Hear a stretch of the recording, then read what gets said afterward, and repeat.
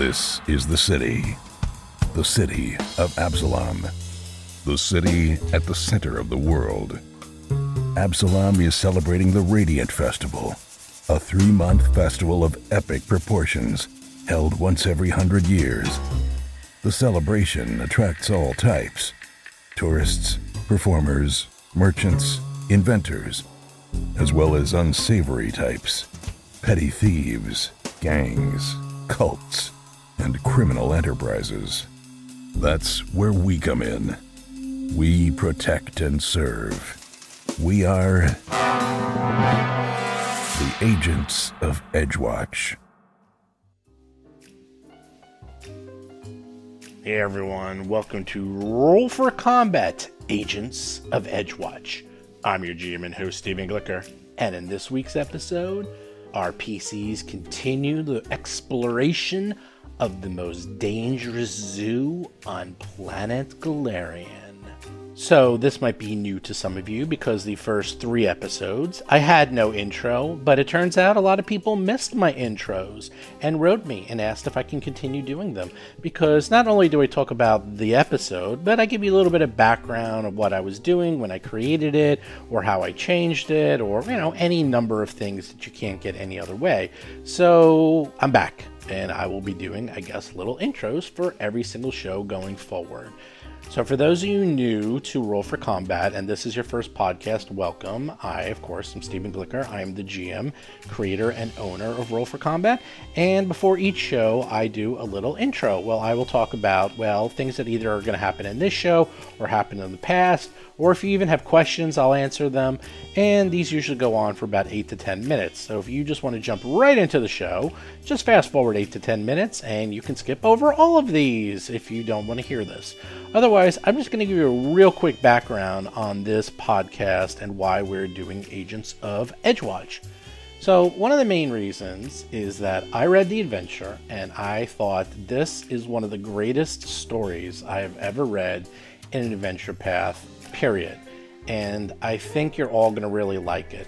Now, that whole aspect of them being guards, that really falls into the background. They seem to do this a lot. For our other adventure path or other podcast, Extinction Curse, aka 3-Ring Adventure, where they're circus members, you know what? The circus aspect comes up like once every 20 shows. It's really not that prevalent, and it's going to kind of fade more and more into the background. Well, guess what? Agents of Edgewatch kind of does the same thing. It's sort of a general background, but as they get deeper and deeper, that's really going to fall away. And the main aspects of this, I'm not going to tell you what it is, but it does not go in directions you were expecting. I promise you that. At least when I read it, I was constantly being surprised, and that means it's a good adventure path. So I wanted to run it. Now, one thing I want to mention is people have asked me that Lawbreaker badge, where did that come from? And I created it. Now, one thing I also want to mention is that this is not new to us.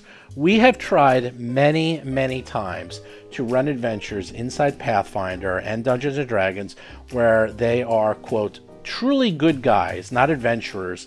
But the big problem with it is always the loot. That has always been the problem. In fact, we did a game of Kingmaker with, the exact same people playing here except for Jason, and Seth was playing someone who only negotiated and did not do combat unless necessary. And we found out the big problem with that is, in the end, whenever they would successfully negotiate with monsters or bad guys, they would get no treasure.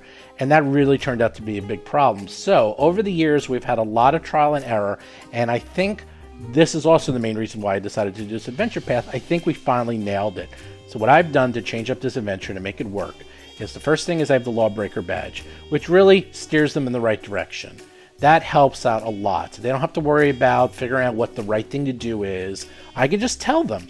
The other thing is they can do any attack, spell, anything as non-lethal damage, and the Lawbreaker badge will automatically convert that all into non-lethal damage.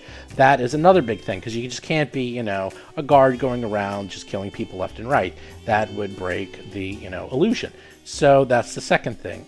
Now the third thing, and this is the most important one, is that how is loot going to work? Well, I get rid of loot. Instead, I am kind of abstracting this where they get gold. And believe it or not, this is loosely based on a feudal system approach of guard work, where there were sort of bounties and people, even the Wild West had this, people were paid a regular, salary, but they were also paid extra if they went out and they did extra work or went out and did bounties and so forth.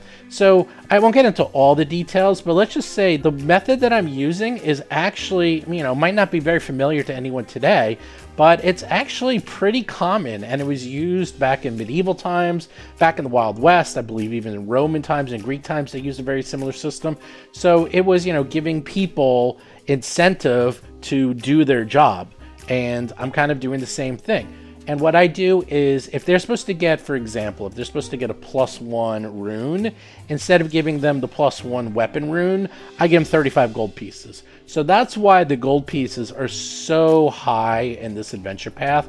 I'm just converting all the loot to gold pieces. Now, maybe that might not be right, because it's like, well, if they get a +1 rune, shouldn't it not be 35? Shouldn't it be half of 35? And the answer is yes and no. I actually figure out the math, because okay, they're probably going to use a +1 rune and probably not sell it, so I give them the full value.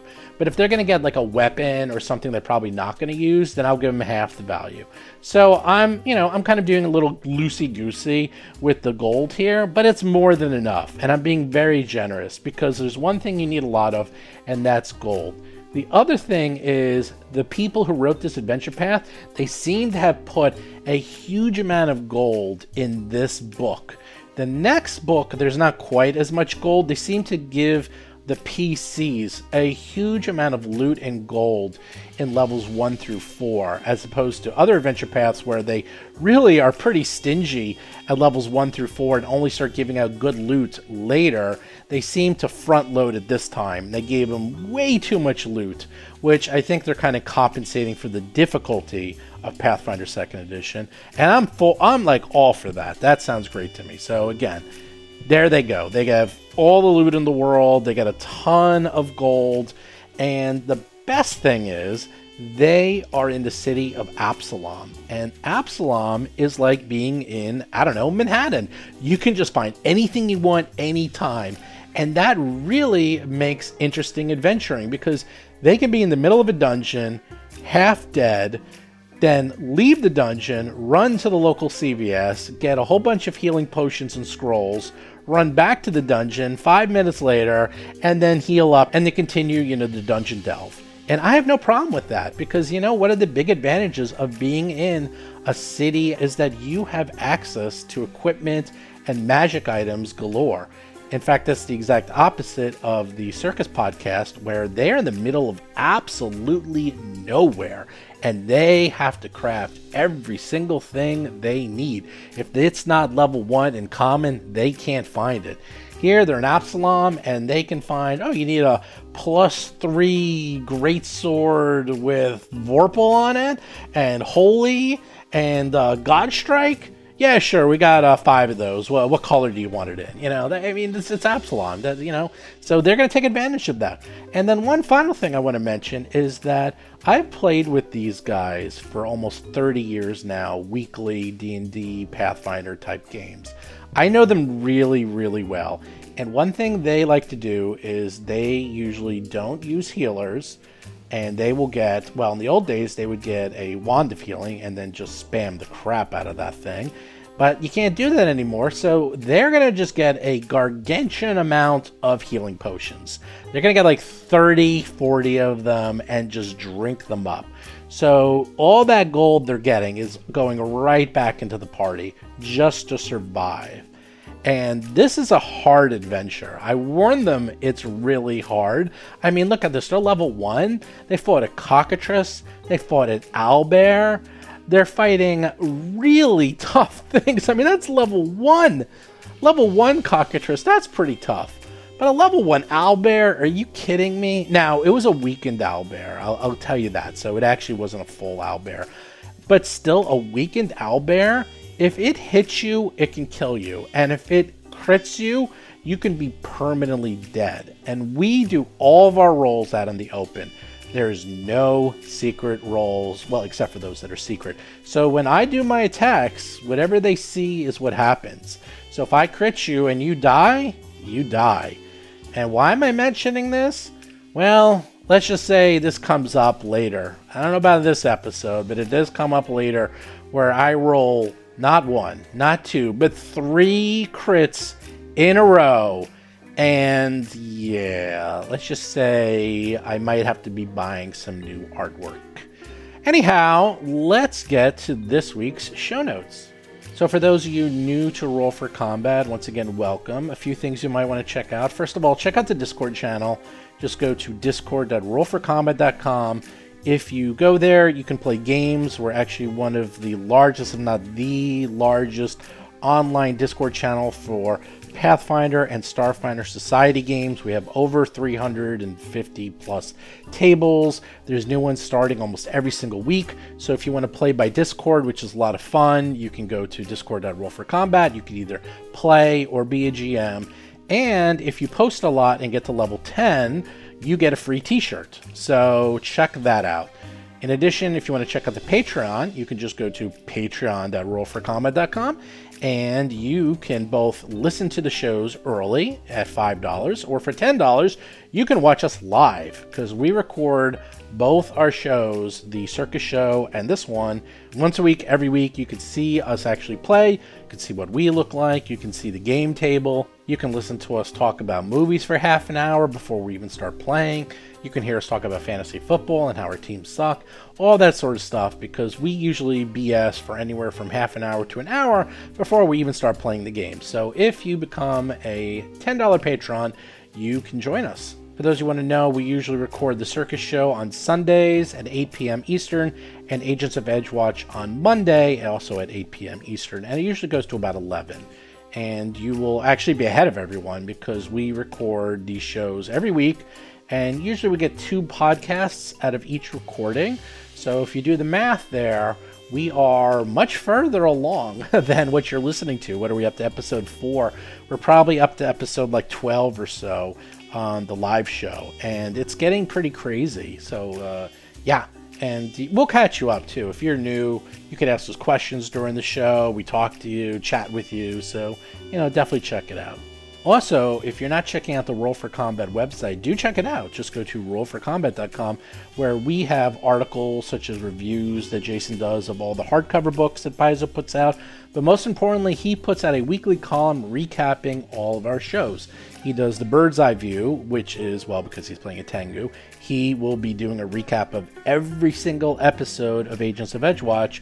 Plus, he does the Sideshow, which is a recap of every single episode of Three Ring Adventure.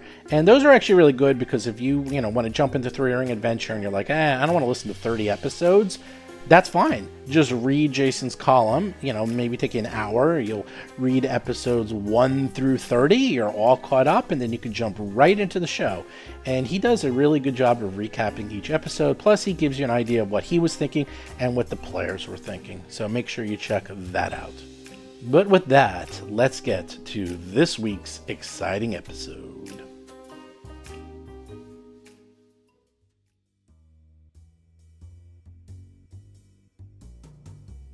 Last we left off, you responded to the Panic at the Zoo, the lesser-known cousin of Panic at the Disco, and you responded quickly and took out several horrible creatures. First up, a cockatrice, Beaktooth, who kind of petrified you, but you're feeling a lot better now. And it's unconscious. It's on a big stack of blankets and rugs and pillows and is resting comfortably. Next up was Hoots, who was, a baby owlbear that managed to kill Lomang, almost.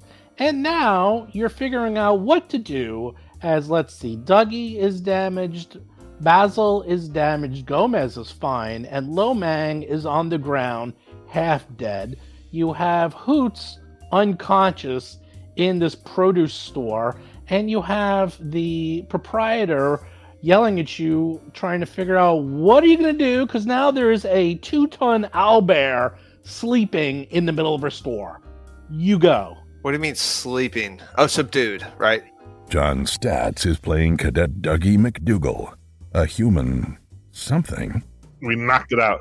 Chris Beamer is playing Lo Mang, an orc tiefling monk of the crane style. Just Right, okay, unconscious. all right.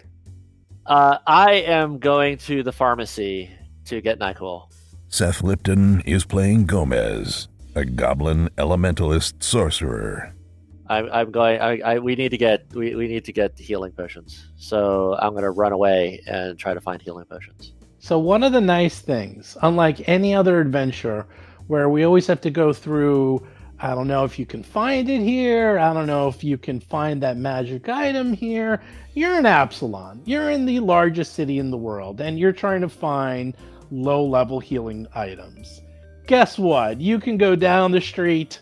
It's like a CVS pharmacy. You can just pick those things up. They're everywhere. It is not going to be a problem. Obviously, when we get to higher level things, you might actually have to look around, but whatever you need. And the other thing is I'm looking at a total here of 116 gold pieces for the party. That is a king's ransom for first level. You can buy as much healing as you need. You just tell me what you want to get. I want to get the first level healing potions, and I'm going to try to use my diplomacy and my position to cut the line to decrease the time that it'll take to purchase these. Tell them the situation. We have an officer down. Do you want to do a mix of potions and scrolls, though? Jason McDonald is playing Basil Blackfeather, a Tengu empiricist investigator. Yeah, let's potions where everybody gets. Why not? Why not? Yeah. My concern is the only the time issue. Like whatever's quickest. Like I would go for quickest over. I would go to time over quantity. No, you can go get potions and scrolls. You actually were just at a magic shop. Remember that woman you just helped out? That's what she had. So you can go right back to that area, which is part of your beat, and get a whole bunch of potions and scrolls. And all right, so I do so. And the same unless price. does somebody want to price. chuck me? I have 30 gold pieces as far as my count goes, because I had 15 originally, and then I got 14 or something from the accumulated everything. So does anybody want to toss me a couple of gold, or am I just going to go with that? Yeah. No. I'll give you some gold. I believe in like maybe a community thing, like each chip in 10 gold or something like that, and then whoever needs potions gets a potion. Yeah, I'm not. Yeah, that's like, cool. I don't want to quibble. Or do you over want the, to I don't want to quibble individual? over the restaurant bill now. Like I'm just like shove some money in my hand and I go like fast. All right. I'm gonna give you 10. All right, good. I take I'll a 10. I'll give you 10 also. All right, so I take that 20. I add it to all of my money, and I want to get that much in potions, unless they have scrolls on hand. In which case, I'm going to get the maximum. We get a mix and match, maybe. Yeah, whatever's the most, whatever's the fastest. Well, I think Fastest, the flip side is I think you're the only one who can use scrolls. Okay. So Okay, well, it's up to you. I mean, that gives you 50, pretty much. And 50 gold pieces. It's very simple. You can buy lesser healing potions, which are 4 gold each, and they heal 1d8. You can buy scrolls of heal, which work exactly like the heal spell, and those are 4 gold each too. And I forgot what the next level The scrolls. Talk to me about the scrolls. Let's talk to me about dice. I thought there was one where everybody gets healed. Scrolls. that's the scroll. It's the heal spell. It's the same thing as the heal spell. I said the cure spell, whatever the spell that I have. Yeah, that sounds like a good All right, thing. so how many of what did I have can I get? As many as you need. Oh, okay. All right. Well, in And, that okay, case, so actually, sorry. Minor healing potions do 1d8. Lesser healing potions, which are 12 gold each, that does 2d8 plus 5. And those are 12 each, so I don't know if it's really worth it. but scrolls, however, cost how gold. much? How much? 4? 4 gold, and they are the exact same as your healing spell, which means Right. if you do it on a single person, it's 1d8 plus 8. And if you do it on a group, everybody gets 1d8. Got So it. it's like 4 healing potions The only downside of the scroll is that you are the only one who can use scrolls. Right. Totally. So, wait, Basil might be able to.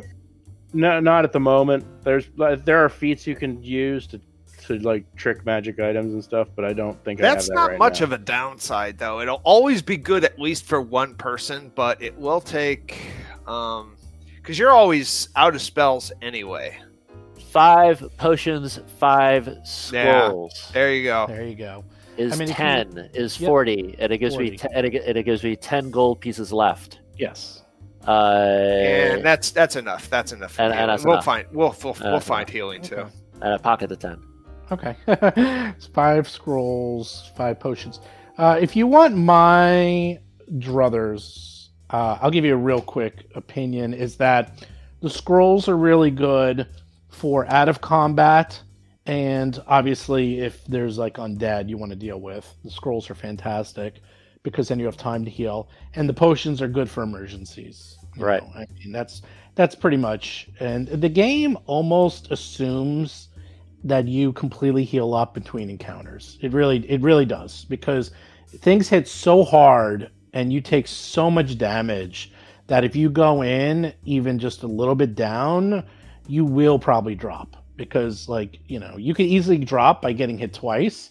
So if you go in only half healed, then you're going to drop after you get hit once. That's just the game, how the game works. Especially at levels 1 and 2. Level 1 and 2 are super deadly. Level 3 you can start taking hits. That's where you could really start taking a couple of whacks and not go down.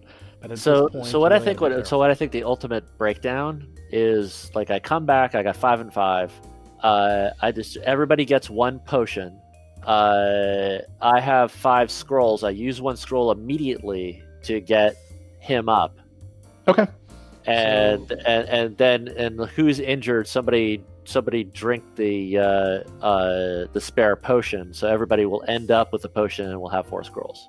Sounds good to Well, me. I don't know the way these rolls go sometimes, though. I mean, that's the plan, but then when you roll 1 and then you roll a 3, we got Lomang, who's basically 1 hit and he's dead. Well, let's see what happens. Okay. So I have medicine skill. I can do that when I get up, right? But you've already used it today. Well, I'm casting a spell off the scroll to heal him.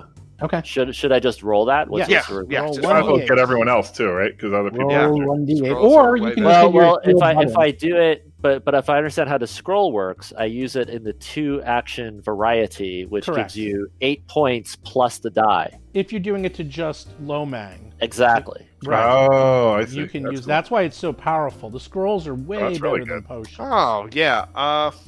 If you're using it that way. You should get 4 Right. potions That's how I wanna and do it. 6 scrolls. Yeah, the scrolls are good. Well, the All right, potion well- though you can personally do quickly too Yeah. in combat. So go ahead, do a scroll for everybody. Let's see how that goes. Well, yeah, decide. Well, tell me what you're doing, and then let's just roll. And you can just hit your heal button, Seth, because it'll just give you the same difference. So 5 to, is that to everyone? That's directly on our downed companion. Oh, so you're doing 5 right on Lomang. Plus 8, because I'm doing Plus the 2. 8. I'm doing the That's 2 right. action version. So it's 8 points plus 5, 13. 13. Lomang opens up his eyes. He feels so much better, yet he's on the ground. And sitting right next to him is this gigantic owlbear snoring. What happened? Where am I? What happened? All right, I see you still hurt. I see everyone's still hurt. All right, so how are we restraining? Somebody solve the problem of how we police the captured animals. Somebody solve that problem. All right. Well, how big is this owlbear first? Can we carry it? Owlbear? Well, the baby owlbear. I don't know how big It's a big. baby owlbear is. It's like medium size. I mean, large size. Well, I mean, if it's subdued, do we have to babysit? I actually don't know. No, I think we just have to drag it out and put it in a cage or something, right? Well, Alright. I I don't know if we can drag it, though. There's no way. It weighs like 2 tons. So, Green Gold, whose store it is like, oh, she's just been upset this whole time because this owlbear has made a mess, and now it's sleeping here and it's unconscious, and she's just been like trying to clean up the store while this has all been going on, muttering to herself, and she's like asking you, how are you going to get this thing out of here, huh? What are you going to do? Look at this thing. I can't just have it in here. What are you going to do? Well, the answer is we don't know, and quickly followed by we probably like. Where's this? Is it clear? Where did this owlbear come from? Let's ask her that. How did this owlbear get into the store? It came from across the street. There's the zoo across the street. It's the Knight's Marvelous Menagerie or something. Did you see that? It just started to wander in, and it just came in and just started to eat. And I ran into the storeroom and hid, and it was just eating my produce. That's all it was doing. So if I step out here, I'm just gonna step outside. Is that okay? So to the east, that's the outside of the zoo. Is that correct? Where I'm at the outside of the zoo? Yes, outside. Okay. So there's a 10-foot fence, so you can't really see inside, but there's a large sign above the entranceway that says, let's see, a 10-foot high wooden fence surrounds the menagerie proper, enticing passerbys with colorful murals of fantastic beasts. The gates of the main entrance stand open beneath an arc, featuring a cartoon of a rust monster wearing a top hat, flanked by the words, Knight's Marvelous Menagerie, home of Rusty the Rust Monster. Oh, great. And that's all you can really see from here. But yeah, there's a 10-foot fence, and then along the fence, you're seeing pictures of, well, you actually see Hoots. You see Beaktooth. You see a few other things that are being advertised. You see something called Big Bertha. You see other fantastic animals, such as something just called That Bastard. You see what looks like a bunny rabbit with a unicorn horn. You see, raccoons, lions, tigers, penguins, and lots of other mundane animals. Bears? All across, no bears. No bears. Owlbear. Oh my. But owlbear. There we go. Owlbear, oh my. Owlbear. So, yes, that is what you see. Whether this is accurate as to what's actually in the menagerie, you do not know. But that is the advertisements in front of you. Well, the answer for this woman is we're not going to deal with this thing now because we can't. We have to secure the area. Like, there's no point in trying to drag this owlbear anywhere, because if we're just hauling this carcass into the zoo and there's a lion that just jumps on top of this, that's kind of stupid. We need to secure the area. The zoo might have handlers, like and crew and whatnot, so they can say, "Hey, your owlbear is over there." Yeah, we can send them in. Yeah, we can send them in. Yeah, but dealing with it here is not. We're a different part of the city. Fine. At least can you? She looks at Basil. She's like, can you at least help me, like, carry this produce into the storeroom? So maybe we could just lock it up in here, and if we could at least move some of the shelving and produce. This is made to collapse and move around very easily, and you can see it's all on like wheels, so it can be moved around. It's actually a very flexible market. They can move it outside. So she just asked if you can help her move. If that doesn't seem like it takes a lot of time, sure, we can help. It will take the 10-15 minutes that it's for Gomez to go get the. Okay. During that, while Gomez is going to get the. I'm assuming this is happening retroactive. Simultaneously, yeah. Okay, right, that's simultaneously. Cool. So you can just help her get all that stuff into the bag. Oh yeah, in that case, sure. Okay, so she's very appreciative. She's like, thank you very much. She seems to calm down a little. She's like, thank you. She's like, I don't think you'll be able to get into. The storeroom is designed specifically to be very difficult to enter. And you can see it's like a reinforced door. It should be owlbear proof even to this one. And actually, now you look at the owlbear after you've been like moving some of the produce across the hoots. It's not a juvenile owlbear. It's actually the opposite. It's actually very old, and it's small. It's just a small owlbear, and it looks like it's just shrunk in its old age. And it looks like it's probably pretty docile, this is what Basil can determine by looking at its claws and just how its demeanor is. It looks like it's actually a pretty docile owlbear, and Basil's heard of this, that sometimes people keep them as pets and novelties, and that if properly trained, they actually can be domesticated. So this one, Curio. Yeah, this one probably was actually just a fine, pet almost, and probably completely harmless. It just So that begs the different question. That kind of begs the different question of why did it freak out then? Exactly. All right. And when you finish everything, Gomez shows up. Lomang is healed, and now you all have halfway to. Gomez, hit us with another healing thing, because step outside so I don't get the owlbear in the radius and wake him up. Okay. So we all go outside, and I will do an area effect scroll application, and hopefully roll well. Okay, hit that heal button. Let's see.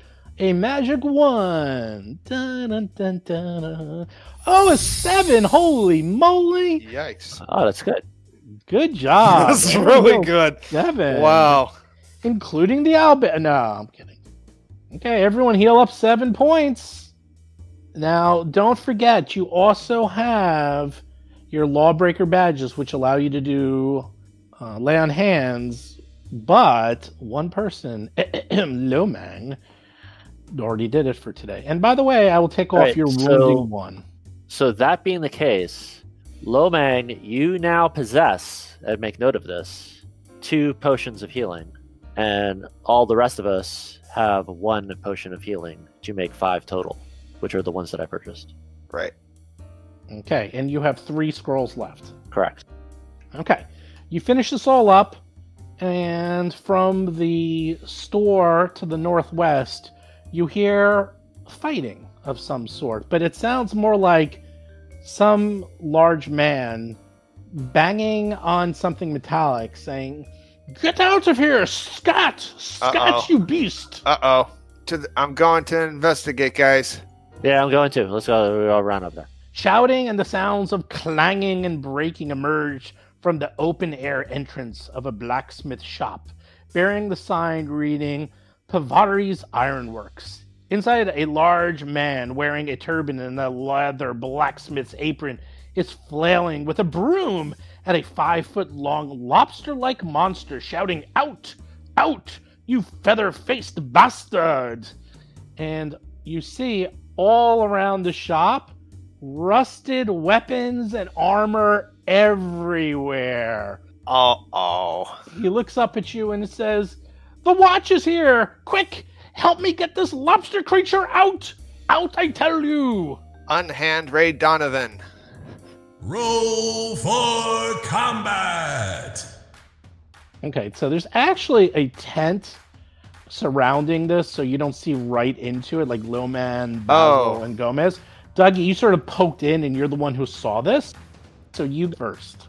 Okay, so can I run through there? Because I'm on. Yeah, it's a tent. Okay, all right. So, that guy looks like Ray Donovan, and I'm going to save him. So I'm going to circle around here for a flanking maneuver. Hopefully, I will not get hit. Okay. Okay, so sure enough, you see, well, it looks like a lobster. And the funny thing is, you look at this and you're like, huh, that looks a lot like the Rust monster Rusty that they just had on that billboard in the front. I put 2 and 2 together. And the only way to deal with lobsters is punching them. So that's what I'm going to do. So you spend 1 action running across next to Pavari. Second action is punching the lobster with a 19. Is that a crit? Miss. What? Wait a minute. It easily jumped. Yeah. Welcome to the real Pathfinder. Oh my god. You were playing Pathfinder with training wheels before this. Now you're playing the real thing. Well, I mean, I'll take another attack. Now I guess I'm looking only for a crit since everything misses. It easily deflects out of the way. 17, not bad. Miss. Rusty, the rust monster. Sorry, Yeah. I am getting a little bit of a flashback to Rusty Carter, so I'm a little bit momentarily confused. I was like, is Bob going to show up and roll the dice for the look? Oh, I should have thought of that. I should have actually thought about that. Yeah. That's pretty funny. So, Rusty is currently glutting himself on the wares, and he just sort of like snaps at you, Dougie. But he scans you, and you're not wearing any metal, are you, Dougie? No. Only my badge, and I don't know if that's a ferrous metal at all. Rusty completely ignores you. Oh my god, that's Walks hilarious. over there and starts eating some more metal armor. It's like, nom, nom. And he's like, no, not the good stuff. No. He wouldn't even acknowledge my existence. Oh, yeah. And Pavari walks over and starts beating it with the broom, but this thing is completely ignoring him. Basil, you're up. Okay, I'm going to move into the tent. Then I'm going to do a knowledge check. Maybe nature to see what I know about this. Yeah, it's actually occultism. You don't need to know what it is, but I'll just tell you, and if you want, you can just... It's occultism if you still want to do it. I do it for you. So. Sure, let's go ahead and do that. It's only one action. And you have, everything. You're trained in occultism. I'm a skill monkey. You are a skill monkey. Okay, you know a lot about this. You're like, well, this is a rust monster, and it seems to be much larger than most. I would call it an elite rust monster even. And you know a couple things. You know that rust monsters, well, they love to eat metal. And they can, turn metal into rust nearly instantly, bypassing hardness. They're pretty harmless, sort of, to people who don't have metal on them. They do have a pretty nasty mandible attack, and they can beat you with their tail pretty well, and they also have the ability to trip you with their tail. But if you don't attack it with metal items, and if you sort of run away from them, they can be tricked into gouging themselves on metal and leave you alone unless you really anger them. So they're really more the bane of existence of fighters and paladins and people just covered head to toe with metal. But your party has almost no metal on them. This might be the perfect antithesis to rust monsters, is you four. Is there anything specific, one thing you would like to know, as you rolled really, really, really well? Is it vulnerable to anything in particular? No. All right, well, in that case, I'm going to be protective of my sword cane. I'm going to take out my sap. And since I didn't have my weapon out, I guess that's where my turn ends. Yeah, that's correct. Lomang. All right. We have to protect the property. As an aside, the funniest thing is, this is the only party in history in which a rust monster is almost useless against. Yeah, I mean, I don't have a lot. I don't have any armor and no weapon. I do have a little bit of metal on me in terms I have a dagger, but it's sheathed and that's not much. And I move there and I will flurry of blows. Okay, lobster. Oh, I'm sorry, I forgot. I do crane stance and then flurry of blows. So that's 2 actions and then 3 actions. Yep. And 11 is a missed. Critical miss. Oh, is that a 23? Is that a critical miss? Hit. Barely. With a -4. Yeah, you hit and you do 12 points of damage. Nice. And I'm done. Okay. Now you got its attention. It sort of was like eating the metal, and then you just punched it in the face, and it sort of looks at you with a snarl, and it's you're getting its attention. Gomez is really far. All right, let's move to where I can see things. Where's the entrance? Where's the entrance? Is that the entrance? The whole wall is an entrance. The whole wall. That's fine. You can see it from there. So can I go in there? Yeah, that's perfect. and zap it with my zapper. I tase it. The taser. The living taser. 5 damage. Reflex. 21. So half. No damage. It jumps out of the way. Gomez is realizing, these creatures are pretty agile. Dougie is up. We're gonna move.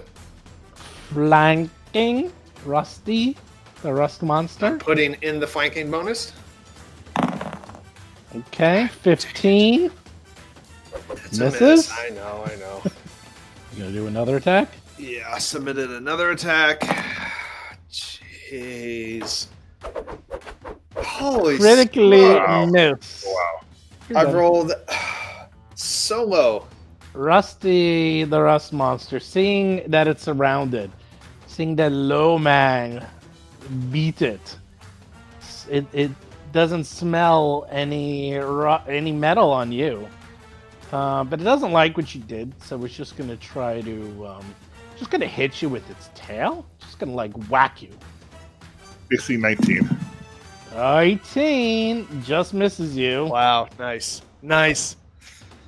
And then does a backswing and tries to hit you again. Ooh, critical miss. Rolls a 1. Lomang quickly jumps out of the way. And Kung Fu. I know, Kung Fu. And then tries one more time. Oh man, another critical miss. Nice. Wow, you're just like jumping and bobbing and weaving and yeah, nothing. Boy, you don't get closer to level 1 fights than this. Boy, Yeah. a bunch of fists and the monster's missing, and the monster doesn't even care that we're here, to be honest. Well, Pavari is hitting it with its broom, and he's like, keep at it, we have it surrounded. And then he's like, stop eating my weapons and armor. This is Pathfinder Unplugged, the acoustic show. Basil's up. Basil's Definitely. Basil watched its movements as it was fighting Lomang, and he thinks he's kind of got an angle that if you come in right between the eye stalks, you might not see the shot coming. So that would be his devise a stratagem. Excellent. So that's one action. And then, as I said, I couldn't really program it, so just exactly what you do. Just put in the +2. 22. Guess what? A whole damage, 1 point of damage. Well, if man. you didn't devise Wait, a I strategy, get the precision damage. So I you get would have 3 missed. more. So that's right. So you hit it with 4 points of damage. And then I'm going to do a regular attack just because you got nothing better to do. And this is basically going to be crit farm territory. 16. Actually, not bad. Close, but... Oh, and I would have got the 6 damage for that. But you miss. And Lomang is up. The only one who managed to... All right. Oh, no, that's right. Basil hit him too. Time to knock it out. Flurry again. Okay. Now we go. Six attacks. 4 attacks. 4 attacks. Here we go. With flanking, no less. 13, though. Jeez. He rolls a 4. You miss. This one's at -2, and they keep getting worse from there. So Yep. Crit farm. here we go. 23. You hit. Oh, you rolled an 18. You still barely hit this thing. 9 points of damage. All right, let's keep going. This one's -6, I think, right? Total. Correct. And a 2. What's the last one? -6 again, or No, -8. No, actually, it's minus. Well, it's. Oh, it's -6 again. Right. Because you can never go below -6. right? Because you're Or -8. Yeah, or -8. And you miss again. So you hit it once. Good job. Gomez goes. Zap.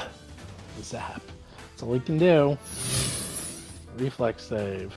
30. Oh my god. Oh What my is God. what He's is an the agile creature. what is the plus on it's +12. Wow. And it's rolling I'm, well I'm too. gonna be over here. Oh, wait, too. I made a mistake. It takes half damage before because if it succeeds, it does take half damage. I screwed up. Sorry about that.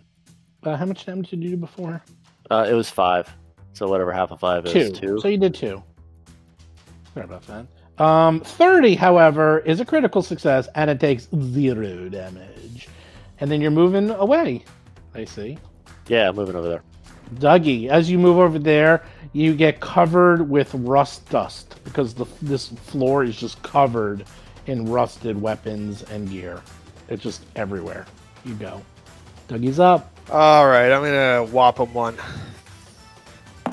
Jeez, I just cannot roll. I rolled at 8 for 17. 8, and you miss. You can try again. Them fists ain't flurrying. Oh my god, did you actually hit? Did I crit? No, I didn't crit. You rolled a 22. Well, I don't know if that's a crit or not. If the number is in green. Oh, okay. Okay. So you did 8 points damage. Okay, because I got my stick attack damage. Okay, good. Cool. That's your first. That's 2 attacks. You get a third thing. My 2 attacks. My third action is. Does this guy have weapons on like the wall that I could use, like a club or something? Or is it everything metal? Or... No, you actually see right next to a very large club. In fact, you see 2 very large clubs. One looks like a large wooden club, very expertly decorated. Sort of like not just a piece of wood, like a real club. And then right next to that is a 2-handed maul made out of wood. Oh, we'll get that. I'll say, we'll be borrowing this to save your store, if that's okay, sir. And I will use my third action to pick that up off the wall, assuming I can do that in 1 action. You can do that in 1 action. And now you have a 2-handed maul that looks like... Remember Conan? Yeah. That's what he's wielding. Oh, yeah, that big hammer. Oh, yeah, Bomba. Bomba. Yeah, that's Bomba's hammer. Yeah, okay. Yeah. Thorgrim's hammer, actually. Rusty is up. Rusty is looking around. It's surrounded. It's starting to realize that things are not looking good for it. And it decides to start moving. And then it goes over there and it just starts eating some more metal. Oh my goodness. It doesn't like you all surrounding it. It just sort of walks away.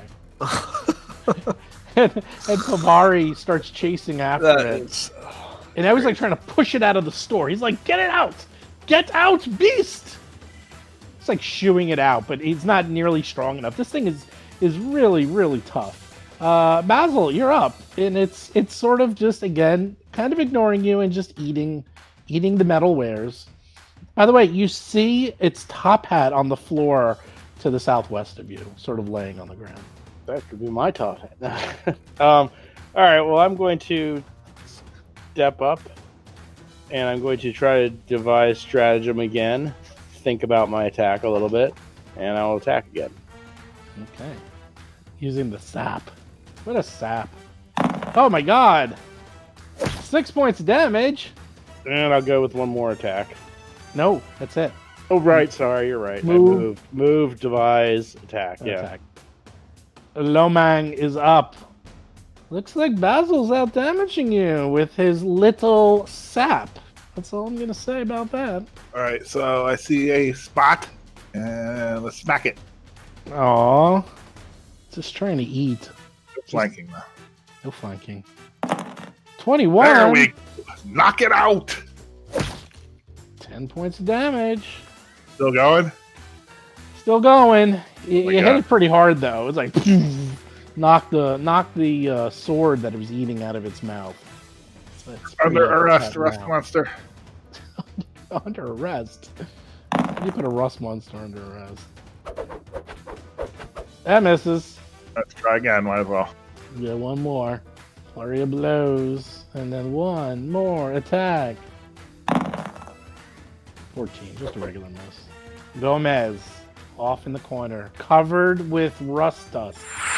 Realizing zapping, you suddenly feel the zapping tingling through your body because you just cast an electricity spell while you're covered in rust dust. I wonder if that'd be hilarious if it became magnetic and all this stuff starts sticking to me. You're like a sprinkle covered ice cream cone. Ooh, it failed. 5 points of damage. All right. Oh, and he gets it. I love that. I love that theme that I keep noticing. Where everybody beats the crap out of it until it gets within 1 or 2 hit points, and I finish it off. I steal everyone's kill. That's my job at this party, is to steal everyone's kill. Really annoying. So it goes down. It's all electrified as it is, rust. And it goes unconscious. And then as it goes unconscious, Pavari pushes it out of the store with his broom. Like, get out! He keeps pushing it out.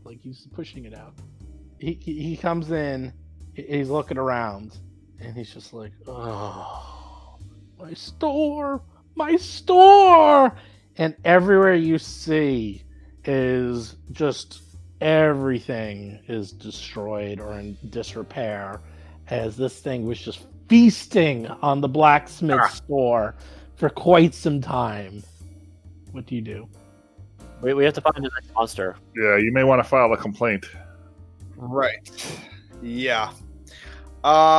Sir, do you need this mall? Do you rent these? He looks around. Borrow that. He says, "You know what? You've done such a good job. You helped out." And he looks at you. He says, "Wow, is that common? Does the watch not carry metallic items with them? It seemed like you were designed to come in here and fight this creature. It's amazing." He's looking around. It's like, none of you have armor or weapons, really? What is this? I'm impressed. He's actually asking you, do you not use weapons? No, I do not use weapons personally. I'm from the Mang Temple outside of town, and I'm trained in the martial arts. Basil is our Basil guy, flashes a little bit of his sword cane. He takes it a little way out of the holster or whatever. We're prepared for all sorts of contingencies.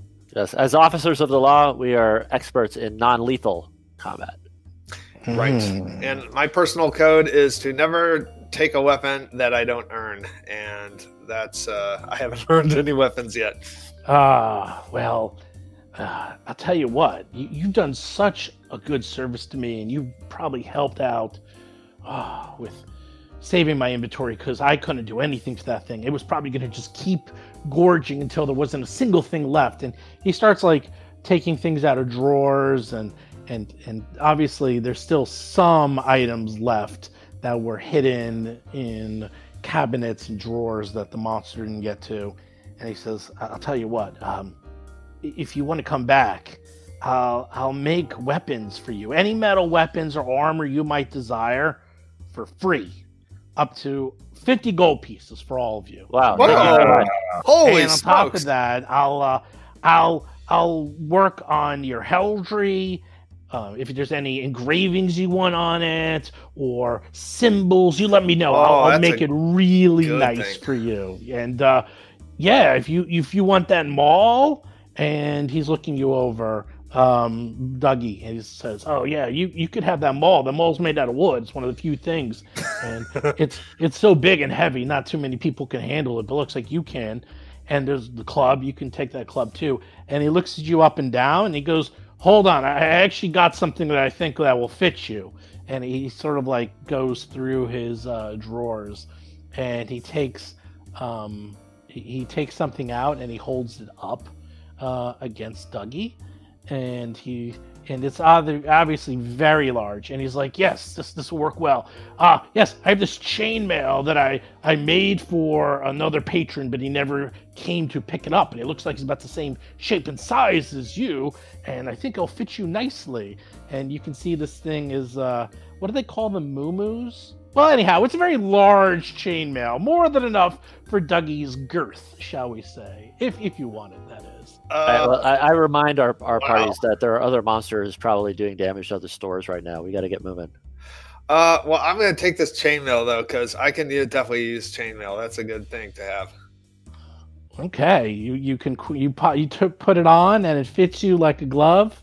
And Nice. yeah, club, Wow, one-stop shop. the mall. He's like, yeah.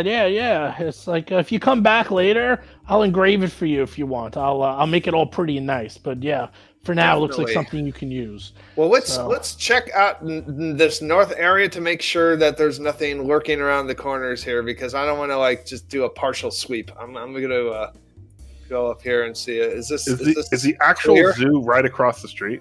Yes. So you go to the north, and you don't see any more animals, and it looks like this area has been subdued.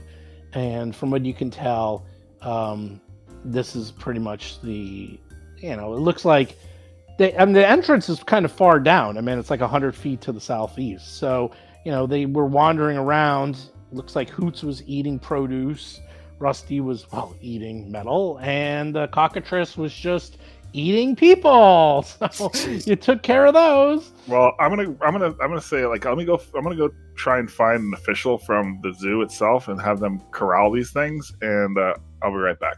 We could probably pick up the rust monster though. That's like pick upable, right? Yeah, can we put him in like a bag or something and tie up sure. the bag? Yes. They do have a bag, actually. Yeah. Yeah. Let's carry the rust monster at least to the All right. entrance.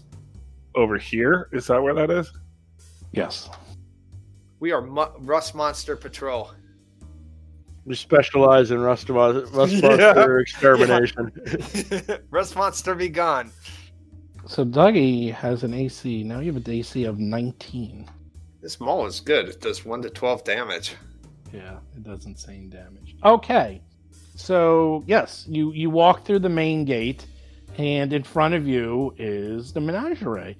It's quite large. To the east, you see 1, 2, 3, 4, 5, 6 carts that double as cages on wheels. And you can tell there's some animals in there. It doesn't sound like they're doing anything. Right to the north of you is a small ticket booth. The abandoned ticket kiosk stands just inside, behind which sprawls the zoo's manicured lawn and meandering dirt paths.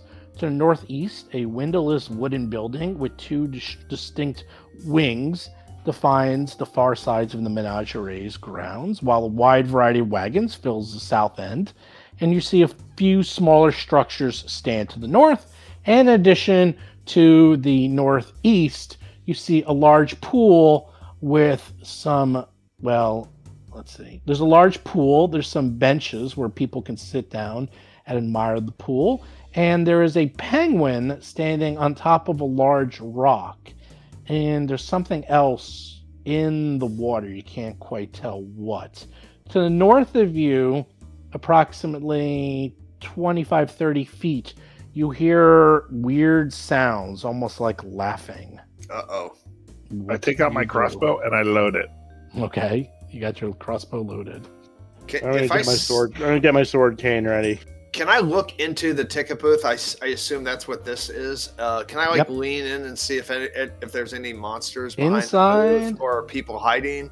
Inside the ticket kiosk, the dirt floor is coated with a scattering of colorful paper tickets bearing Rusty's image, suggesting that whatever or whoever was staffing the booth left in a hurry. You also see the steel cash box lying empty, its lock clearly been forced open. Evidence that even rampaging monsters can't stop Absalon's thieves from capitalizing an opportunity to profit. So, yep, you see the ticket booth, abandoned tickets everywhere, and someone stole the kitty. Guys, we have a clue. This is why we were brought here. Somebody stole the money. And Oh, we got it. There's also the maniacal laughing. What, to the north? right. Yes. I go north. I go toward the maniacal laughter. The laughter is coming from, it looks like a concession stand. A red and white striped canvas roof covers the menagerie's open air food stand. Colorful signs above the counter list fanciful name treats such as Goblin pickles. such as Acarinian gold corn and Owlbear chow. Ooh. And that is where you hear some laughing. I investigate. I look in. You look in, stop. Oh, it's hyenas. Oh, is it hyenas? you see two hyenas Ah! who are hiding behind the counter, gulping, sniffing, and eating, well, the concessions. As soon as Gomez's face appears, they look up at you and snarl and attack. You're threatening their food. Fresh meat. Roll for combat! I look for Harley Quinn. Okay, the first hyena immediately goes and sees Gomez. So this actually is, let's see, how is this? So it is going to, well, it's going to go up to you, Gomez. I'm just moving you for a second. So this is a concession stand. So this is not like a full building, but you know how it is. Like this is like 5 feet off the ground. So it's open air. I mean, there's a door and stuff. So you can easily reach in, but this does count as cover. So the hyena is actually going to, I'll tell you what the hyena is going to do. It's actually going to jump up over the stand. So it moves there next to Gomez, and then it'll try to bite Gomez. Does a 9 hit you, Gomez? No. Not even close. And gets one more attack. And it's like covered in food, like all across its fur. But you notice more of that black, like, foam all around its mouth. Like the black foam you saw on some of the other creatures. 15. I think that hits you, though. Yes, my armor class is 15, unless I get some kind of bonus for whatever. 9 points of damage as it bites you. Boo! Boo. Is he on top of Gomez? No, he's next to him. Okay, 'cause Basil. 9 points of damage. Oh my god. Damn, you better Damn. retreat. Yeah, well, that's max damage. All right. Well, Basil's going to step up. He's going to take advantage of the fact that the hyena is attacking Gomez and use the opening to attack with his sword cane. So that would be devise a stratagem. Okay. You notice that these hyenas are a little smaller and weaker than normal hyenas. And that devise a stratagem comes in handy because critical hit. Although you rolled the minimum damage on your crit and the minimum damage on... So actually, if you did a normal attack, you would have done 6 points of damage. And you do a critical attack, you did 2 points of damage. 4 damage! Good news is it looks pretty weak. Like you hit it pretty soundly, and it looks like it's almost dead, or let's just say unconscious. That these are very weak hyenas. So. And that was my 3 actions, so I'm done. Whoops, Dougie goes. Is that second number critical damage, and that's not additional? No, they rolls it twice, and it just does it so it's easier, because a lot of times you might have different damages. It can't remember numbers, so it can't keep it stored, so it just rolls it twice. That's just the first one is the number if you didn't crit. The second number is the final number if you did crit. Right, because there's a lot of weapons. This will come in handy. This will come up a lot more as you get to higher levels, where you will do an extra this and this and this if you crit. Yeah, it's a lot of extras, so that's why it's 2 separate. Yep. Okay. It's on purpose. But then things like precision damage or like fire damage do tend to be added at the end. Exactly. I assume can precision damage, like sneak attack damage, get doubled? Everything gets doubled. Everything. So I gave it 4. It did 4 points of damage. So 2 for crit and 2 for sneak. So I assume I don't have flanking. Gomez doesn't have like a natural Yes, he does. attack. Everyone has an attack. He always gets flanking. Okay. He either has a fist, even though he doesn't use it, or he uses his teeth. Either one will count. Okay. I will be attacking him with my maul. Oh boy, here we go. Oh my lord! Wow. This poor creature. I like that you have a weapon now. That pleases me. Well, you only did... Oh, you know what? I messed up. Hold on a second. Alright. I got 0 damage. Here, let me do it again. Hold on. Give me a second. What's that do? Like 1d12 or something? Yeah, it does 1 to 12, dude. Oh it's my God. crazy. Yeah, and I could just roll the d12 for the damage if you want. No, I'm almost done. Hold on, I want to fix it. Okay. Okay, roll it again.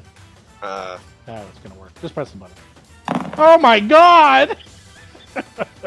16 damage. Does that? 16 points of damage. Wow. Baboosh! Wow, I have another action. Now the poor thing was like totally unconscious, and you can see the little birdies around its head. Like That's like, 430 feet to left center, I think. I know. I call this Maul. I dub the dog slammer. All right, and I am going to do a move around maneuver. 1, 2, 3, 4, 5, and that's all my movement. That's all. Hyena number 2 goes. So basically, that wall counts as cover, but this hyena literally just like jumps over the wall, and now it's there. It's next to Dougie, and then it's just gonna bite that's you. open. Yeah, I told you it was like it's an open area. It's like 5 feet. Oh, I thought it was. But if just you open attacked in this over area. you wouldn't have been able to attack over it anyhow because you only had 1 action left and it was too far away. So Oh, okay. All Yeah, it's like an open air food stall. Right. tries to bite. Oops, I did the wrong attack. Bites Dougie 21. Even with your new armor, Yep. 6 points of damage. And then I'll use the other one. A 5. Misses you. So it's trying to bite you. Right. Just missing you. Hello, Mang. You already see one is out. So I can see it from here because I'm not. I Yeah. can't. Okay, because I can't see it from where I'm sitting. I'm actually going to, well, you can't really see it from, actually, no, you can't because it's behind the counter and it's like a food stand that's 5 feet tall. So you can see Wait. Dougie. He jumped over the counter though. Right, it's, sorry, 4 feet tall. So it's behind the counter. So Lomang, if you move 2 to the north, you can see it. 2 to the north. Yeah. Okay. It's a counter. Like it's behind the counter. It's a dog. Oh, Yeah. okay. There you I go. didn't Yeah. see anything. Okay. Yeah. Well, that's why, because it's All like, right. it's hiding. It's low. It's really small. I'm gonna shoot it with my crossbow. Oh boy. Oh Dougie, you're in the way. Get out of the way. no, man. Did I get any minus or anything? Yes, -1 because Dougie is off cover. Okay. An 8. He rolls a 3 for an 8. Ah, so annoying. It bounces off the wall. It's not even close. And it's 2 actions to reload. What are you gonna do? That's a good question. I'm gonna reload. No, you can't. Go around. Gomez. It'll take me way too long. You are the worst monk in the world. I pull out one of the scrolls and I cast a 2 action heal on myself. Okay. Hit the heal button. You do 16 heal on yourself. Good. All right, so No, I'm all back. no, sorry. You do, that's the critical one. You do 12. Right, That's 12. still enough for you. Because you only had 9 points of damage, so. No matter what it did, you would have been completely healed. You got 1 action left. How does that heightened thing work? Oh, no, you don't. No, you don't. You used it. Heightened is if you get a level 2 scroll, and it does more. That's all it is. It's like a level 1, level 2, level 3. It's just the level of the spell. Okay. Instead of them writing out the spell 9 times in the rules, they use Heighten, and it saved them probably 40 pages for spells because Heighten's, it's the same equivalent of writing it out 20 times, like here's it at level 1 and level 2 and level 3 and level 10 and so forth. So if it says heightened +1 and then your 5th level, then you get that 5 times total. If you slot it as a 5th level spell, then you get it 5. Yes, then you get 5d8. So I move over here. The level of the spell, not the level of the character, though. No, actually, it's a 2-action heal you did, so... Or am I done? Because I took You're one done, action. because 1 action and then 2 actions. Yeah. Basil is up. And Basil, you also can't see the hyena because it's behind the stall. You can do that. I mean, I'm going to say it's 2 actions to get over there, though, because you're jumping over the wall. Oh, I thought that was like a door. I couldn't see through. No, that's just sort of like the. Oh, it's a window. It's like the service. It's like the window. Yeah, if you want to go there, that you can do in 1 action. Let's do that then. All right, I guess I'm going to, consider my attack and examine my possibilities and take a swing with the sword cane. It's no maul. And I get flanking, so that's another plus 2. So you have +4 altogether. 17, just enough. I tell you, that device of stratagem, it only gives you an extra +2, but that extra +2 has been the difference between missing and hitting every time. I'm just letting you know. It is good. So, and nice job. Very good. Very good. Well, you were done, actually. That was your last action. That would have been my third action anyway. So. It goes unconscious. And it, too, has black foam all around its mouth. Both of them, as they both go unconscious. Is there any way I can take, like, a little sample of this? Of course. I mean, Yeah, I want to try and use my nature to see if I can figure out what this is. It seems like some kind of natural poison, maybe. Just like on a handkerchief and like kind of ball it up so it's all wrapped up and not touching anything. Okay. Lo Mang wanders over to the hyena and looks at this black stuff. Dougie, you got your maul, I got my crossbow. It looks like someone has tampered with these animals and has set them crazy. Why is there all that blood over by the penguin? That penguin has probably been just eating some fish. What is lay on hands? Is it 6 or is it 1d6? No, it's 6. It's just 6. It's just 6? Yeah. I'm going to do that. So, Lo Mang looks at the hyena and tries to figure out. He smells the concoction, and he does not know what this is. But obviously, something is wrong with these animals. You've now seen this on pretty much all of the animals that are going crazy. And from what you can tell, and these animals look like they're fairly docile. I mean, hyenas aren't exactly...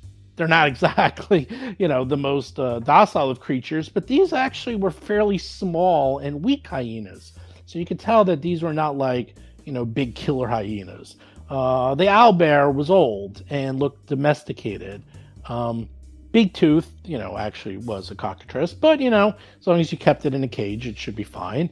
And Rusty the Rust Monster, well, obviously the star of the show, and as long as you kept it in a cage and fed it material every so often, it would be completely docile. It's not like this zoo has incredibly dangerous animals in it, so something's up. That and it smells really weird. Right, with the domesticated owlbear. So that black substance is a poison? You don't know. You don't know if it's a poison, but it's something, and you would definitely need a lab kit to investigate it further. You don't have the materials and equipment to do it. You guys don't have lab kits? Do either of my sets of tools at least have like a specimen container type thing? Or... Definitely. Yeah, you could definitely take it to make a specimen, to bring it back to the boys in the lab, back to the station. Right. CSI needs to come in and check this out. Get the crime lab. Zoo lab. You can't tell. Enhance. You can tell there's something wrong. Like, this obviously, something is going wrong with these animals. That this is not like, oh, they got out and they start killing people. Yeah, somebody fed them the loco weed, made them loco. Yeah. Yes. All right, so we're gonna move out here. All right, Dougie, I'll cover you with my crossbow. Right. And Dougie, did you want to? You said you wanted to. Yeah, I'm gonna do my lay on hands. I might as well do that. Let's get even 6. Okay, so you lay on hands. I got my crossbow, Doug.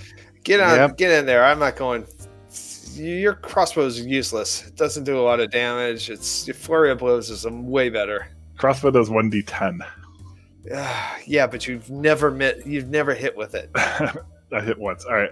Let's see I'm going to continue north. Let's see what's up here. Is there anything above here? I want to check my corners here. No, that's the end of the enclosure. There is a building to the west of you, and there's a very, very large building to the east of you. And Lo Mang did notice next to the penguin, there's blood all around these rocks, and the water is kind of murky. So that deserves investigation. I'm gonna go look at that. Yep, be careful, Gomez. Okay, as soon as Gomez walks over to the surface, the large decorative pool lined to the north and west sides of the benches serves as the centerpiece of the menagerie's open-air exhibits.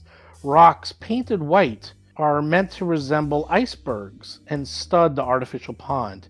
Oversized wooden cutouts depict smiling penguins wearing top hats that have been placed around the pool's edges. The only actual penguin in the exhibit stands at the peak of the largest rock, squawking frenetically. The surface of the water is murky with blood and feathers. Ah! Dun, dun, dun! And as soon as you walk up to the edge of the pool, something erupts from the water, trying to drag Gomez in with them! Gomez, no! It thinks I'm a penguin! Big Bertha. Does my uniform make me look like a penguin? Roll for combat! I bet it does. Yeah, it does. You look a lot like a penguin. You Basil do looks like a lot- penguin. you do look like a penguin. Let's see. Let's look this up, shall we? You look like food. You do look like food. So, it actually had a ready action, so it goes first. Oh, great.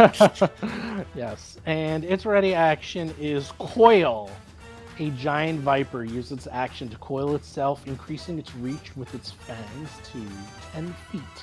And then it strikes. So as you go over to the edge, seeing the dead penguins and the feathers and the blood, and looking at the penguins squawking frenetically, a giant viper leaps out of the water, trying to drag Gomez in and make him a meal. Let's see what happens, shall we? 15. That will totally hit me. Yes, that hits you. Okay. I have good news and I have bad news. The good news is it hit you and did 10 points of damage. That's the good news. Wow. Gomez. Definition of the word good. The bad news is roll a fortitude save as it bit you, you felt a gargantuan amount of poison get injected into your body. Oh, I wasn't expecting that. I was expecting to get dragged into the water. I guess that's next. Here we go. I think that's the good news. That is the good news. You successfully fight off the giant viper venom poison. And guess what? You're up, Gomez. It did not successfully drag you in. But it Oh my killed God! you with a single attack. I absolutely run away. I run over here. And I take out a scroll, right? Because moving is an action and pulling Yes. out the scroll is an action. Yeah, that's correct. Actually, I take out a potion. I take out my potion Okay. because then drinking the potion is an action, and so then that's three Yes. actions, right? That's correct, yeah. So it would be a heal, and that's it, right? Because a Yep. potion of healing is just 1d8, and that's it. That's it. All right, so I'm going to roll my heal and have that be Yep. it. That's Gomez is going through those potions and scrolls like they're candy. 4 Yeah, points he of is. healing. Lomang. What about us? Lomang saw that and was like, ah! Damn. I got a clear shot to this thing right here, right? You're going to have to move. You don't have a clear shot because Basil's right in front of you. So Oh. that's a -1. So if you want a completely clear shot, you want to move in front of Basil. And it does get some cover because it's in the water. I like the idea of shooting this thing from range. All right, so I'm going to go here. Gomez decides to take the hyena and throw it into the water as a sacrifice. We go there. Okay. I'm going to shoot it. Okay, you're shooting. -1, you say, for the water? Sure. Because it's like half in the water. 18. There we go. Missed. Just Oh missed no!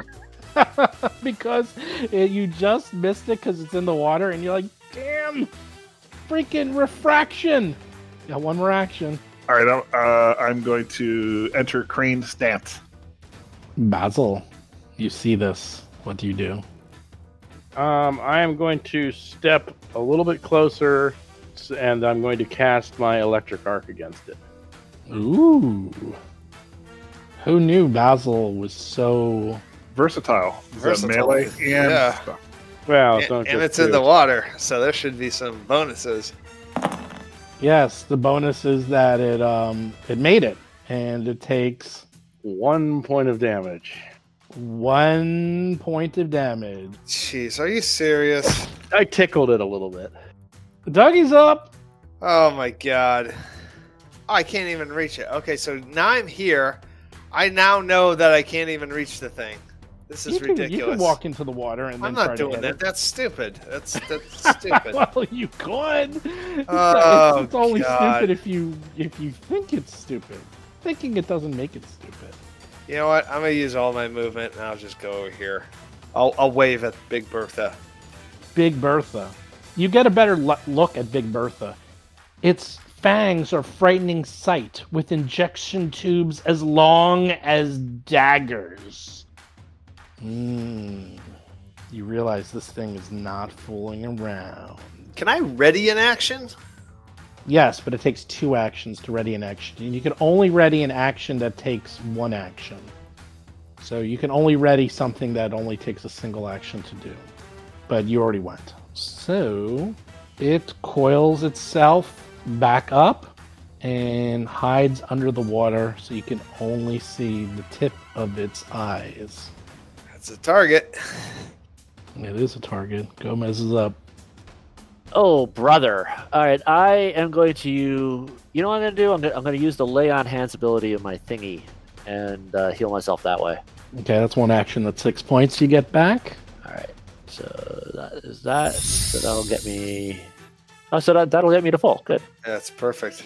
All right, so that's 1 action. That's correct. Awesome. I zap it with my taser. Yeah, power. now's the time when you zap it.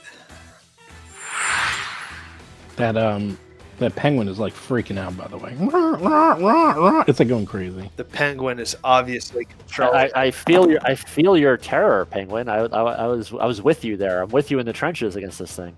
It makes its saving throw, but it still does half damage. 3 points of damage. Lomang. Are you going to put up with this? No. I mean, is it presenting a target or It's very small, but yes, it's presenting. when a in target. the water What kind of minus again. is that? That will be probably at least a -2, if not a -4. That rock that's to the left of the penguin. I could stand on that, right? Yeah. It looks like you can stand in the water. It's at least by the edge. I mean, it actually is pretty deep. It's hard to tell. It looks murky, but you can at least wade in like the first 5 feet and stand next to this thing if you wanted to. I think I can perform the leap action. How Move far from can you here to here and leap over here, 15 feet. Leap to the rock. That's crazy. It's yeah, very you heroic. can leap. Yeah, if you want, it's a single action. You take a careful short jump. You can leap up to 10 feet horizontally if your speed is at least 15 feet. My speed is 30. Right. So I can move Or 15. 15 feet if your speed's 30. You land in the space where your leap ends. And Right. it's a basic action. So what you do is you would have to move and then leap. So you Right. move up to the edge is the first action. Second Yep, action and then leap. is to leap. And then the Big Bertha does its attack of opportunity while you're doing leap. Oh, and- does it have an attack of opportunity? Yes, it Oh, does! shit. Oh, shit. As you leap over it, it decides to attack, and it uncoils like a snake, because it's a snake, and bites you. You fell right into its trap, but It's a miss, though. Miss. you, with your crane Nice. stance, as you leap over it, are flapping your arms like wings, and it completely misses you. Like as a it crane tries- in the water. Yep, and you land next to it, and you got one more action, I do. buddy. We call that a flurry. Oh boy, now you're coming into your own. All right, and I don't get any plus or minus. No. Well, now you won't, because here's the good news. You got it out. Oh, and you credited it. Nice! Nice. Wow. 16 total damage? Oh my god. So you run, jump, it tries to bite you, and I would imagine not only does it miss you, you then punch it in the face Yes. while you're like In leaping mid-flight. over it in mid-flight and do 16 points of damage. The thing is just All right, like, wait. Did you kick it and use it as a stepping stone to make the distance? Did you kick it in the head? Like it jumped up and you kicked it in the head back down, and that gave you the extra stepping stone to get it Because I wrong. can fly like a kung fu man. You got one more attack. I know. I'm going to use it. That's crazy. The penguin this one's like that. -4. The penguin is squawking at you. It I must protect the penguin. 13 won't do it. I tried. Basil was very impressed by that, I must say. All right, I'm going to move in. I'm going to take advantage of the snake's attack of opportunity that he turned his head to look at Lomang, as in devise a stratagem, and I'm going to attack with my sword cane. Maybe you get flanking. Oh no, Big Bertha! Oh no! Wait! But like really shitty small numbers. Oh my god, what are these numbers? Oh, Right. you killed them! You got it. Wow! You one-two'd this thing. Boom, boom. All right, now here comes the fascinating part. The penguin's the real threat. The penguin's the actual threat. He was controlling the snake all along. No, the Big Bertha is unconscious, and it's starting to sink into the water. What do you do? Yeah, you gotta save it from drowning. Grab it. Save it. Save and that pull it snake. out of the water. Yep. We can put him with the in the ticket booth. Okay, you'll get out of the ticket booth. Well, we see. It looks like these are cages, right? To the south. Is that what those are? Oh yeah, those are cages, and you can actually see animals in those cages to the south. Oh, they're And like empty cages for the snake No. cage. Like, No, not that you can see here. But yeah, there's cages to the south, and as I said before, you can see things like bunnies, deers, raccoons, chipmunks, and there's like more normal animals, I'd say, and none of them got out, and they seem to be okay. You can't quite tell. You have to get a little closer. I actually have 5 sacks as part of my gear, so I'll take another sack and I'll put the snake in it. Okay. Tie the top and make sure it can breathe though. Okay. You throw the snake in the sack. Them sacks are coming in handy. And while you look around, and there's just blood and feathers and dead penguin parts all around. and there's this no water. people around at all, right? So far, you haven't found anyone other than the people who work in the stands to the west. No. Yeah, I mean, like there's no carnival people. There is this kind of big building. Yeah, let's go for it. I'm getting tired of this. We need to find the people responsible. Do you guys mind if we check this small building first? Go for it. I like starting directionally and just working our way over. Like, I don't want to get attacked from behind. So, And Gomez, I would suggest letting me or Dougie go in front. Yeah. I'm done. I'm done triggering encounters. I did my part. you've done your impulse control. You guys can trigger all the encounters from now on. Yeah, I'm just gonna follow up behind. All right, so I'm going to open up this door to the left or to the west. So to the northwest, you see a large wooden shed that has no windows, only a door to the eastern side, and a large, pungent mound of animal dung piled near the north wall. So do you open up the door? I do indeed. Okay. With Maul ready. I have my crossbow loaded and pointed at the door. Here, I'm gonna quickly switch to the other side. There you go. You open up the door. Inside the building is packed with shovels, pitchforks, buckets, and other tools, plus bags and crates of animal feed, and an open-topped cistern full of water. In addition, you see a small gnomish man holding a pitchfork who seems to be wounded, and he seems to be nervously pointing the pitchfork at you as the door opens, scared out of his mind. Good God, man! What is going on in this zoo? Are you a animal keeper? Oh, thank the lords! Oh, the watch is here! Oh, thank you! Are you here to save me? Please! Yes, we are. Yes, we are. We need to get some of these animals in their cages. We've subdued a bunch of them, but we don't know where they go. Can you help us with that? I would if I could, but the animals that escaped, they're all in that large building over there, and I don't know what the current state is, but they all got out, and obviously rampaging everywhere. Oh, I have nowhere to put them. They're cages, they're enclosures, they're in that building. All right, so I close the door to stay in here, and you'll be safe. Wait, don't leave me. What? Oh Yeah, please, by all means, come on out. Yeah, sure, if you want. Well, first, you said he's wounded. Can we do a treat wounds on him? Definitely. I don't know how. I'll take care of it. Okay. Just give me that roll. Let's see if you don't fail. 17, you succeed. Nice. Sure enough, yeah, he is wounded. It looks like he was, trying to, help with the animals, but they attacked him, and you can see he has bite marks. He's got a lot of wounds on him. Wow. He's got a lot. He also has a lot of scars on him, and this does take 10 minutes. So he says, "Oh, thank you so much. Thank you, sir, good sir." Now, we just to get you up to speed, we've found the owlbear, the rust monster, the snake, and the cockatrice. Oh my Yeah. God. Hyenas. Is Rusty okay? Is he okay? We put him in a sack for now to He's keep fine. him from eating it. Oh. He's all right. Oh, thank God. Thank you. And he actually starts crying. He's like, "Oh, Rusty. I love Rusty. I couldn't bear something happened to Rusty." Do you know if there are any other animals we should be looking out for that are particularly dangerous? So, wait, you told me you got an owlbear. Okay, the owlbear. You got a cockatrice. Okay. You got Rusty. Oh, man. The hyenas, too, and the snake. Hyenas, and it's the snake.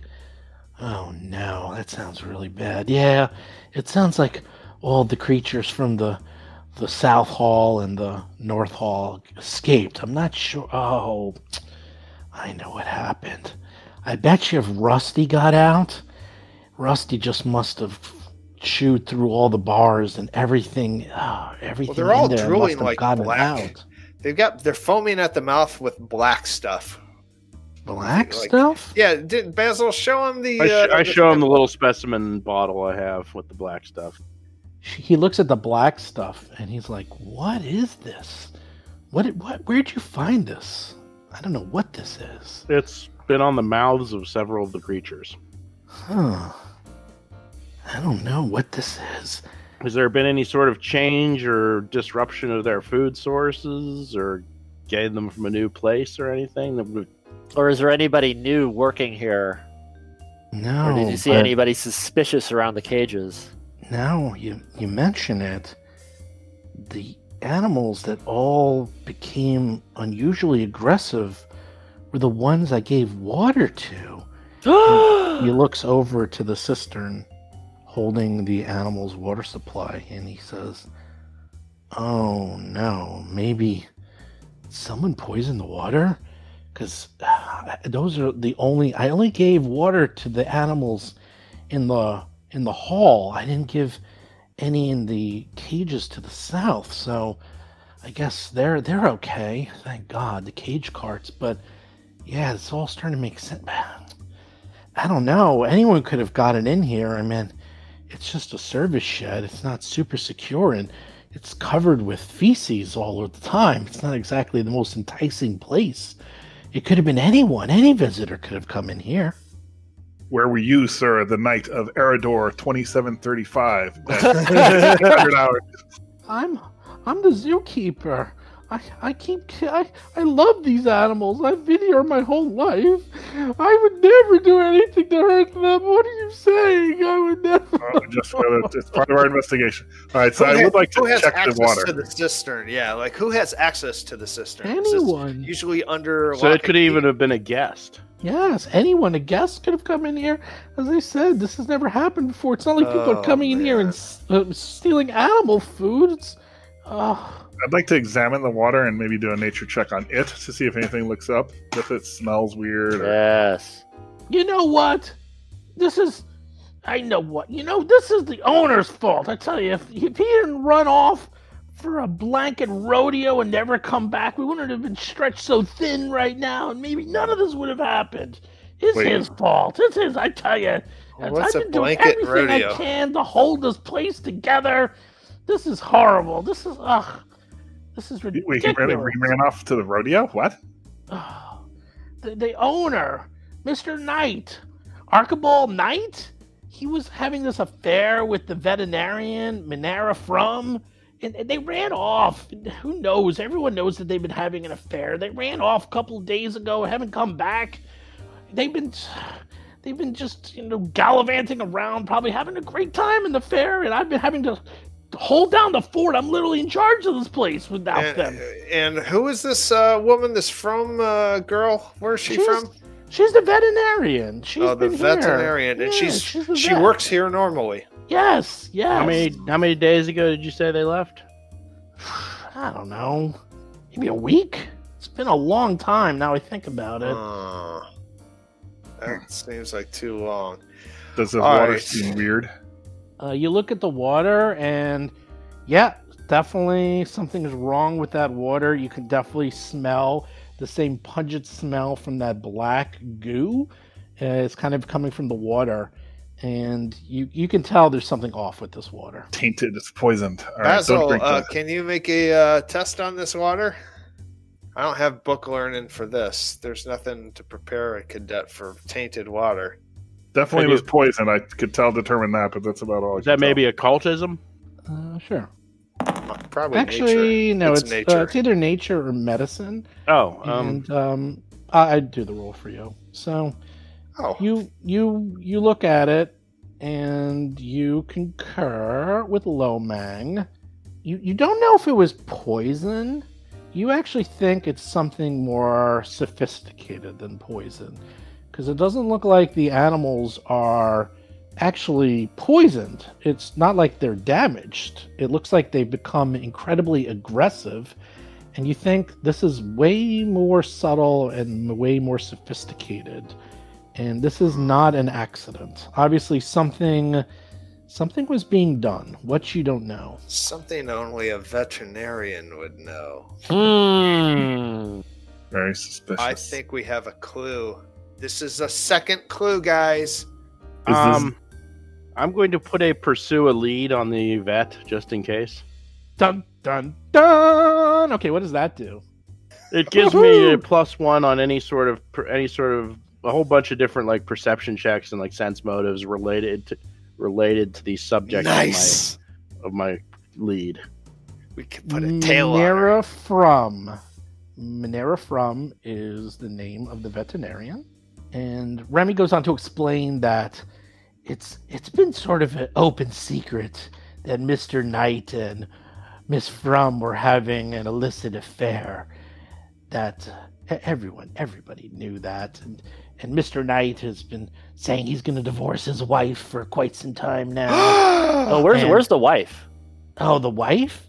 The wife? Well, we came into town, so we actually aren't from this part of the world.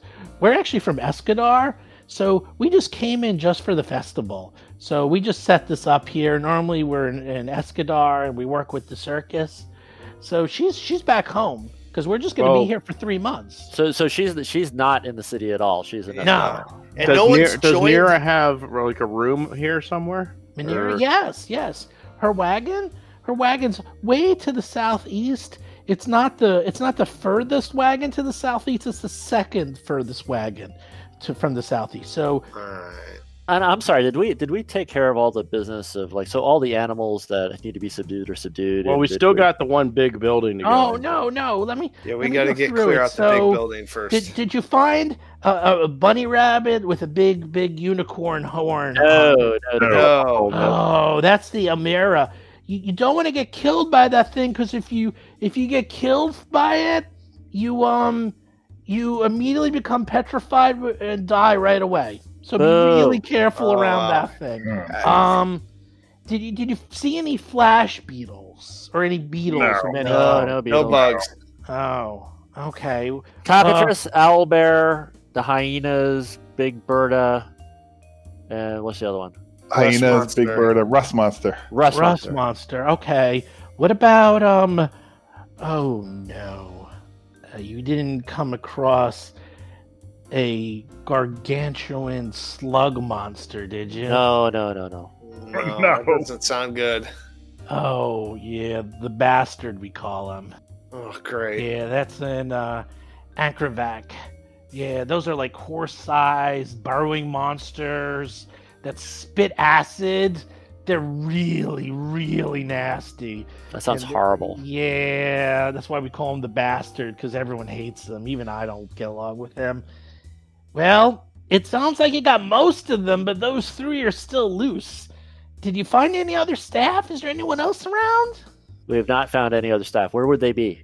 They're probably hiding out. I'd imagine maybe there's some offices in the South Hall. Maybe they're in the offices holding up like I was. Maybe they fled. I don't know. I mean, they're expecting me to take care of everything, but I kept getting, I was trying, but look, and yeah, obviously was injured pretty badly. It's like I did everything and I could. I tried. I tell you, I tried. We have to investigate more. The monsters could be anywhere on the grounds. The other employees could be anywhere on the grounds. Yeah, you said you found Big Bertha. Big Bertha has a whole exhibit in the hall, so she must have gotten out. And did you say she ate the penguins? She ate the penguins. Yeah, she ate some penguins. There's one left. You know how hard it is to get penguins in this latitude? I'm sure. Oh, this is going to be impossible. What am I going to do? Penguins. You're in a pickle here, but we need to protect the rest of the property and preserve the peace. Yeah, we also lost some produce too. That's right, the produce, and also a lot of metal goods. Well, it's up to you whether you want to stay and hide out here, or maybe you could go to the nearest station and tell them what's going on. Yeah, or should he leave here and go and police the things that are outside of here? Or maybe he can work on the cockatrice and the owlbear. And take care of them appropriately. Okay, that's a good idea. Yeah, it sounds like you left the owlbear in a store. Yeah, that makes sense, because that thing is... Yeah, Hoots is really tough. But hopefully if Hoots is okay... He might Hoots know how to handle him. Yeah, Hoots is really tame, and Big Tooth, you wrapped up. That's good. Rusty, I'll take care of Rusty, because I love Rusty. Rusty loves me. It's like my own child. And he pulls down his shirt, and in his shoulder he actually has a cartoon image tattooed of Rusty wearing a little top hat. Oh my god. I want one of those. I love Rusty. Oh, do you want one? Do you want one? You can. There's someone here in the concession stands, and that will do it for you. It's very reasonably priced. It's very popular. You could get a fake one. That's what a lot of the kids get. But if you want a real one, we do them for real too. They're really nice. It looks like you got a lot of ink on you already. Yeah, I do. I got tattoos already. Yeah, I got a bunch. All right. Well, you know what? Is your zoo? Give it to you for free. Gratis, right. No problem. Is this zoo properly insured? Yeah, you know what? Yeah, you're right. Well, again, I mean, does such a thing I'm exist? just the zookeeper, Archibald Knight. He owns the zoo. It's his name on the banner. You really got to talk to him. All right, we'll be discussing him, because this is unacceptable to allow. Now I think about it, he hasn't been seen in probably a week. Well, we should secure the grounds, don't you think? Yeah, let's go to this building. Let's go. My crossbow loaded. I want to open the door to the east. You got a crossbow? Hold on a second. And he starts going around. And there's tools. He's like, I got some here. Well, shovels and pitchforks probably won't really help you. But then he goes into the corner. He goes, if anyone needs it, look, I got 2 heavy crossbows and 20 bolts, and we don't use this. This is in the unfortunate time when we need to put down a monster. But I'll take the bolts. Okay. If no one else wants a crossbow. Yeah, I have 2 crossbows if you need them to help take down the monsters. And after you manage to wrap everything up, meet me at Mr. Knight's wagon. He's all the way in the southeast. And I'll make sure you're properly compensated for everything else. Also, if you go to the veterinarian's office, her wagon, she has a lot of materials to help care of the monsters. There's healing potions in there. There's salves of anti-paralysis. Occasionally if someone gets hit by Beak Tooth, we have a scroll of charm in there. I know there's a scroll of speak with animals, anti-plague. I think there's a wand of command. There's a whole bunch of things. Feel free to take those to help you subdue the animals, but please try not to kill any. Just those penguins. Oh, what am I going to do about the penguins? It's going to be so hard to deal with. I don't know what I'm going to do. All right, so I think we should do that. We should go get some of that stuff. Yeah, it kind of investigates Yeah, sure. the leads we got and its supply and its resupply. What kind of crossbow does he have? Does he have a hand crossbow by any chance? Heavy. Okay, crossbow. can't use it. Yes. You can't use a heavy crossbow? No. Really? Why not? I'm is surprised. it? Actually, is it a martial weapon? No, Okay, then I can. it's simple. Then he can use it. Oh, You can use simple and martial. my trained proficiency says hand crossrow and Well- all simple weapons. That's a special thing. That's a special thing. That's if you want to Like- use your extra damage. That's like exotic, and for the fact that you're trained in that is intriguing to me. Oh, Let's see. A heavy crossbow is a simple ranged weapon. You can use a heavy crossbow. okay. You just go get your extra. Everyone can, yeah. Okay. In my case, it's more of an encumbrance thing because I'm I not can They're just carry it. incredibly slow, though. That's the problem with them. I'll get a crossbow then. I'll put the crossbow on me and Okay. But take the crossbow and the bolts. yeah, give me some bolts too. As much as you Okay. poo-pooed it before. Well, I mean, it's worth a shot and then running into combat. I mean, and I'll load it. Okay. I don't know. Dougie is making out like a bandit here. He got armor. He got a People maul. are just handing me things. This Yeah. is normally it's like pulling teeth. I mean, dang. He's got lots of stuff all over the place. I think it's true to a bribe, possibly, but I'm not sure. It's not a bribe. You're helping out. All right, so Let's head over here, I guess. Yeah, let's get to the more free stuff.